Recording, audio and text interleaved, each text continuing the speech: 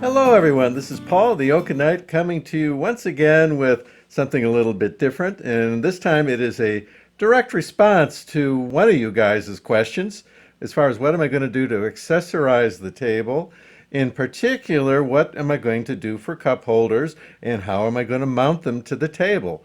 Like I tell you guys when I respond to you, I read all your comments, I respond to most. Well, this time I'm responding with a video. Let's take a closer look at what I've done and how I've done it. What you see in front of you is a cup holder with a John Buford coaster glued to it. I have decided to go for contrasting woods with the accessories for the most part, and so I've gone ahead and used black walnut or American walnut for the cup holder to complement the sapele that I've already got the majority of the table. The flooring product I use for the well is supposedly walnut, so I'm kind of blending that into the overall look of the table. You'll see even more walnut when I complete the second level of the table. First, let's take a look at how the table itself is designed to accept accessories to be mounted to it. The overall design for the table mounts I copied from the Wood Whisperer when he did his dining gaming table. He has two mounting points for his accessories. The top mounting point is designed to accept T-track bolts, and the bottom one is just a dado that is cut into the wood. Now, Mark did this a little differently than I did. What he did is he actually cut the T-track into the side of the table on the table apron. So he actually does not have any kind of metal parts, but it's all part of the side of the table. I opted not to do that. I opted partly for, I think it's a simpler approach, just to buy some commercial T-track. This is made of aluminum. It's anodized with some black material, so I like the black the way it complements the look of the table. And it accepts T-bolts, which are these guys. So you can see that fits right into the T-track.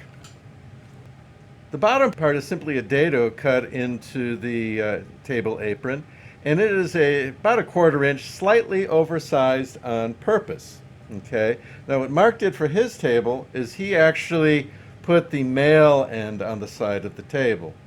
I opted to flip it. I thought it'd be a lot easier to have the male end to be part of the accessory. So I only needed to cut this much. I only had to worry about doing this much rather than all the way around the table. And so I thought that made sense. And I think from a decorative point of view, it actually echoes the black T-track kind of nice with its shadow. The strategy for mounting the accessories, slide that over, and tighten it. Okay. Accessories are going to have 3 forces operating on them, just like your table saw, just like pretty much anything else. It's going to have a lateral force, which is easily controlled by the T-tracks. This thing is solid when it comes to that. It's going to have an outward force. That's the primary function of the T-track bolts, is actually to manage the outward force, not the downward force. The third force is the downward force. That is the job of this. Okay, so this bottom ledge is designed to rest on the bottom of the channel. And even when these bolts are loosened, it's still solid vertically. It'll tilt out, it'll wobble, but that's that outward vector that I talked about. The job of these knobs is primarily, and the T-track, is to control that. And once it's tightened, it's not really going anywhere. So that's what I did. I like the metal T-track, the aluminum T-track, partly for a few reasons. One is aesthetic. I like the look. But if you route the T-track right into the wood, I think you're chancing somebody doing something ham-fisted, and then you're putting a lot of pressure on the side of the table. Something's going to give if somebody pushes hard enough.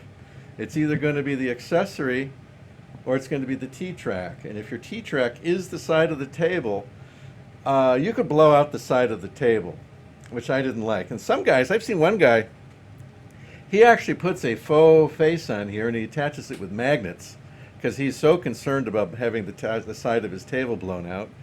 I used a different strategy. I think these metal T-tracks that I put in here are simply held in by friction and the screws. And you can see the screws are at various points down the length of the T-track. And if somebody were to really push down on this cup holder, there will be leverage and something's going to give. If it's the cup holder that gives, that's great. I even thought about undercutting it from the bottom side to weaken it, but I ended up not doing that. If the T-track gives, it's simply going to get pulled straight out of the table. It might be bent. I might have the screw holes might need some fixing, but I don't think it'll fundamentally damage the table. I can get this T-track. I've got some spares, and I can get more if I need them. So it's really, if something were to happen like that, I don't think it would be the end of the world. And at the end of the day, if that proves to be a problem, and I'm assuming it's not, because I really don't think it will be, but if it is, I could epoxy this in place in addition to screwing it, and then it ain't going nowhere, okay?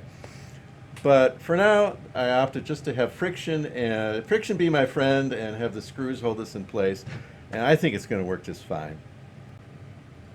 Let's take a brief look to hit the highlights as far as how I made the cup holders. The wood itself is walnut. Was made out of about an inch thick board that I milled down to 3/4 inch for the back and just over 1/2 inch for the bottom plate here. They were all made from the same board. The holes were drilled with a drill press, and I put in the brass washers with a Forstner bit, just recessed it down in there so this thumb screw is coming in contact with metal instead of the wood. All this hardware was purchased from Woodcraft. It's all out there as a commercially available product. The only thing that I did was shorten the bolts by using a Dremel tool and a cutting disc, and then finished it off on a grinder to get it to the dimensions that I wanted. I didn't want the bolt to be sticking out the front as it was when I first started it. I rounded over the corners of everything to make it smooth. I've sanded it down to 220, with some places to 320, especially the end grain. You got to be careful with end grain. It will stain darker than the other parts of the wood, so if you sand it to a finer grit, you can mitigate that to cut down on the absorption of the stain into the wood. And actually, this isn't stain. I like dye staining. I use dye on the table. There's very little standard stain on this table. It's almost all dye rather than stain. And I did that here. I just had some walnut dye, and I went ahead and mixed it with alcohol. Denatured alcohol is the solvent, and I just put it on there, and after a couple coats it looks really nice. It just deepens the color a little bit. On the top it's just flat. American Finish is flat, high performance. This is on the entire table. It's good stuff. I really like it. It goes on perfectly with a foam brush. I went and put an end piece on here, but if you could see through this, you'd see that I dadoed in. I did a dado cut to the thickness of this shelf, okay? And same thing here. This is dadoed in. This is done with a table saw. But I didn't do it with a dado blade. The whirling blades of death I tried to avoid. I just did it with a standard flat tooth blade, and it actually turned out very well. The backs, you can see the T-tracks. You can see I put some padding on here just to avoid wood-on-wood contact. It's not too thick, but it's enough to mitigate. And some time on the routing table to round over the various surfaces. This thing went together easy. Clearly, this is not a very complicated project, but it went together very easily once I had all of the basic dimensioning done. I was able to cut these thin strips of wood that are the exact same thickness as the back plate because they are just leftovers from the back plate. They have to be exactly the same thickness. On the table saw, just did a thin cut and glued them on the sides to cover up the dado cuts. That's basically what I did to make them. The coasters are glued on with JB Weld. JB Weld, it's basically an epoxy glue, does a great job. I've used it for various repairs around the house, and I don't think that this coaster is coming off. These I consider to be the first version of the cup holder. They don't have side protections. If somebody hits the drink from the side, it's possible that whatever's on there could end up on the floor.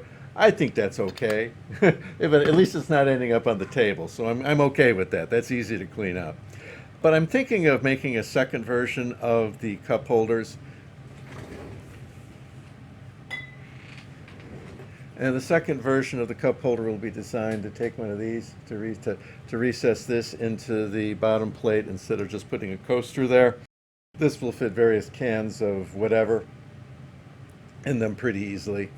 I think I'm going to give that a try for a second version. That is going to require cutting a 3-inch hole here. And the question is how I'm going to do that. And it's like, well,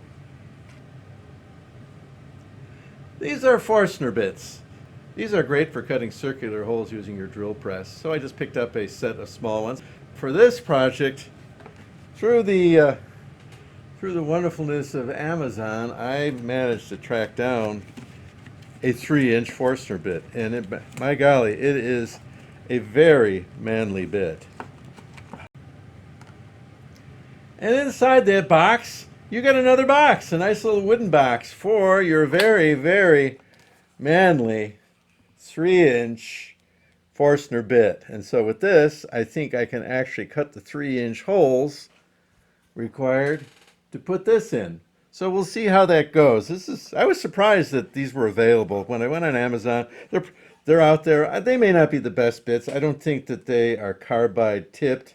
I think this is just steel, but for the few holes that I need to drill, I think this is going to be just fine. That's the strategy for version 2 of the cup holders. The back plate will be exactly the same. It's only the front part that the coaster rests on. They'll have the hole drilled in instead of that. And if this guy doesn't quite fit in there, I have a spindle sander that can widen it up very nicely until it does fit. But I think it will fit right from the get-go. And now I have a question for you guys that I hope that some of you respond to.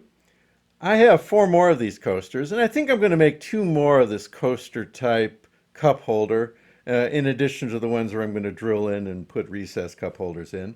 And I'd like to hear from you which coaster you think I should use to go ahead to make those with the pair of them that I'm thinking of. Now, each of these coasters has 2 sides to them. They have Confederate generals on one side. All of them have to do with the Gettysburg campaign. And on the reverse side, they have Union generals. So, for example, I did Robert E. Lee. Well, on the reverse of Lee was Meade. Well, I think I was more motivated to put Bobby Lee on my table than George Meade, even though Meade was a very good commander. He's probably underrated, but he just doesn't have the panache of Bobby Lee. And the second one I did John Buford, and on his reverse side is Jeb Stuart. But Jeb really didn't have his best day at Gettysburg, so I decided to put John Buford, who probably did have his best day. So by making one choice, I sacrifice another choice. So that's the rules we have to follow here.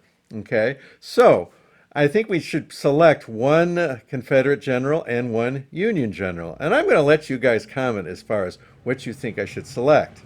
So, for example, here we have James Longstreet, Pickett, John Bell Hood, Lewis Armistead. Okay, those are the Confederate generals. But to do Longstreet, I give up on Winfield Scott Hancock. If I do Longstreet, I don't get a Hancock. If I do Pickett, I don't get a John Reynolds. If I do Hood, I don't get a Joshua Lawrence Chamberlain. And Armistead, Uncle Dan.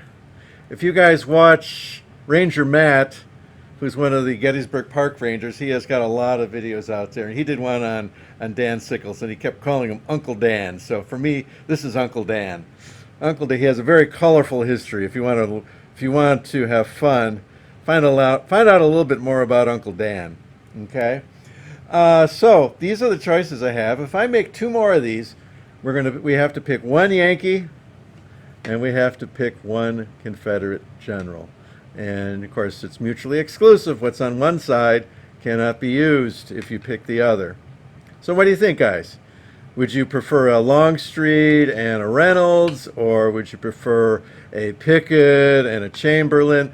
Whatever mix you think. For 2 more coasters, send me your thoughts. I think this could be fun. All right. I think that's about all I have to say about cup holders. If you've enjoyed this video, please leave a comment, give me a thumbs up. If you're not subscribed, consider hitting the subscribe button. I would greatly appreciate that. But I listen to what you guys have to say. I try to respond to it, and in some cases I even make videos based on what your comments are, and here is an example of that. But for now I think that's enough. So this is Paul, the Oka Knight, and I'm wishing you all a pleasant evening.